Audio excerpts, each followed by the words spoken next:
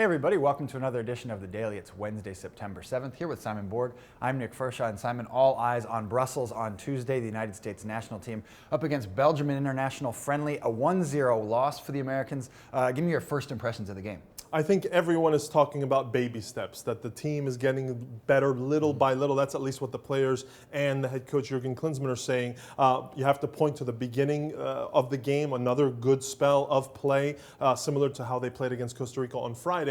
But then they tired out in the second half. They kind of lost their way, and they didn't create enough chances around the goal, in the box, which is one of the themes now, I think, going into the next matches in October. Still some of those same concerns about the attacking prowess of this United States team, but we saw a handful of MLSers in action, guys like Robbie Rogers and Brek Shea. Who stuck out for you among all the MLSers in action? I think the two guys that came on in the second half, Kyle Beckerman, Juan Agudelo, I thought they gave a good boost to their team, had the U.S. playing a little more aggressive and got them going again in terms of that passing game. Well, the Americans not the only ones in action on Tuesday. The Canadian national team goes down to Puerto Rico and they get a 3-0 win in World Cup qualifying. 5 MLSers in action there. And we saw some other MLS guys around the world suiting up on Tuesday. Yeah, of those, we'll highlight Emmanuel Ekpo getting his first cap for the Nigerian senior national team. The result was already decided, however, against Argentina, 3-1 Nigeria losers in that one. And then Keon Daniel of the Philadelphia Union scores the game-winning goal for Trinidad in their World Cup qualifier win against Barbados. Let's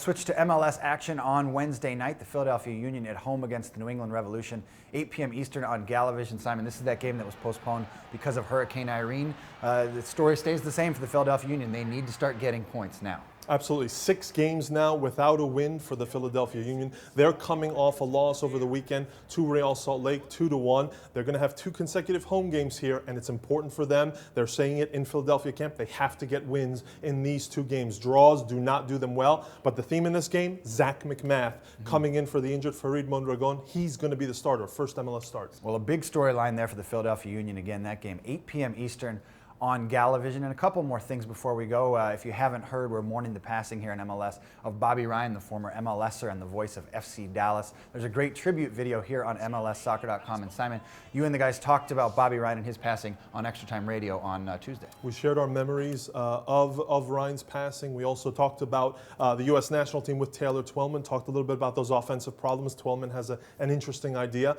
And we also spoke to Tom Marshall, our own writer based in Mexico, about the Bob Bradley situation.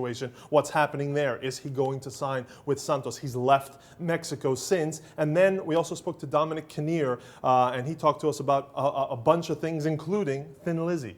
Thin Lizzy, the Irish rock and roll band. I did not know that. You can find that latest edition on Buzzsprout and iTunes. And for all the latest headlines and coverage of the U.S. national team, log on to MLSsoccer.com.